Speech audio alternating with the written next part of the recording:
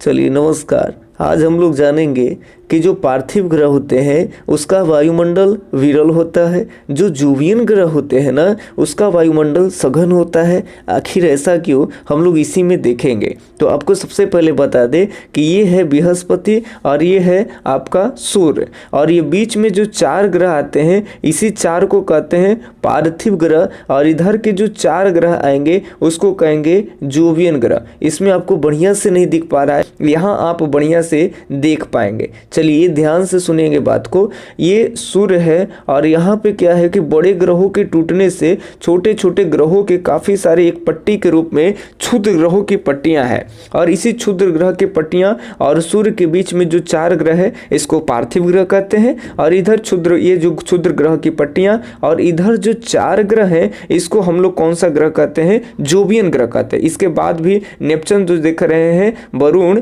यानी इसके बाद एक प्लूटो है, लेकिन अब उसको ग्रहों की श्रेणी से हटा दिया गया है। तो टोटल 8 ग्रह जो है हमारे सोलर सिस्टम में है, इसको ध्यान में रखिएगा आप लोग।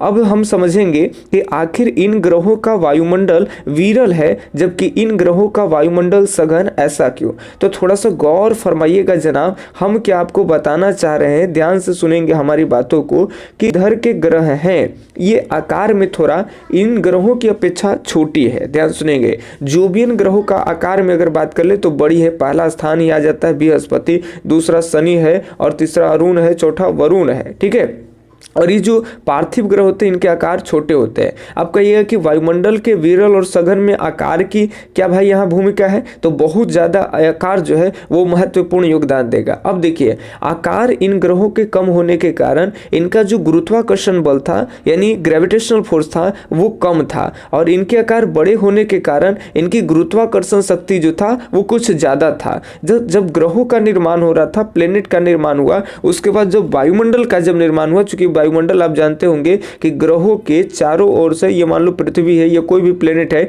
इसके चारों ओर से धूल कण गैसों का जो एक आवरण होता है जो चारों ओर से ढकी हुई होती है उसी को वायुमंडल एटमॉस्फेयर कहते हैं। अब ध्यान से समझिएगा हमारी बातों को, हम क्या कहना चाह रहे हैं। इन ग्रहों की जो आकार है वो छोटी थी और जिसमें ग्रेविटेशनल फोर्स भी इनके अपेक्षा कम थी। तो हुआ क्या, दूसरा ये भी रीजन है कि ये सूर्य के देखिए गौर से तो नजदीक पड़ते हैं जबकि ये लोग सूर्य के जो है ये ग्रह वो दूरी पे पड़ते हैं।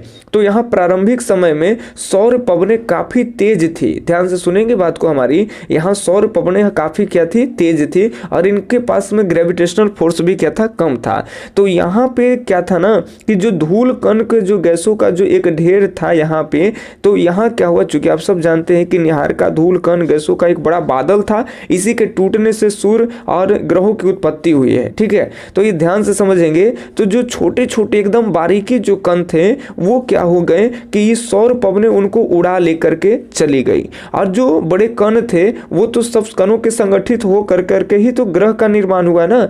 लेकिन आपको क्या ध्यान देना है, आपको यही ध्यान देना है कि जो बड़े, ध्यान से समझिएगा कि जो बड़े कण थे यहाँ पे गैसों के जो बादल थे उसमें बड़े बड़े कण थे, उस संगठित हो करके और ग्रह बन गए 4। ध्यान से सुनेंगे, इधर और 4 इधर बन गए। लेकिन यहाँ जो छोटे छोटे कणों का जो मिश्रण था, यहाँ पे सौर पवनें अधिक थे जिसके कारण ये सब उड़ा ले गए, और दूसरी बात इनकी ग्रेविटेशनल फोर्स भी बहुत कम थी, ये अपनी ओर खींच ना सकी। और इधर क्या था कि सौर पवनें थोड़ा सा ये दूरी होने के कारण इधर कम सौर पवनें लगी, और इन ग्रहों के पास में ग्रेविटेशनल फोर्स भी कुछ इनकी अपेक्षा ज्यादा थे, तो ये अपने और उसको ज्यादा खींच पाए। और इसीलिए ध्यान से सुनेंगे, ये जो जोवियन ग्रह होते हैं इनका वायुमंडल जो होता है वो सघन होता है और इनका वायुमंडल जो होता है विरल होता है। ठीक है, तो हम आशा उम्मीद करते हैं आपसे कि आप समझ गए हैं। देखिए, फिर हम आपको दिखाने के लिए एक और हम मैप प्ले करके आए हैं आपके सामने, कि जैसे मान लेते हैं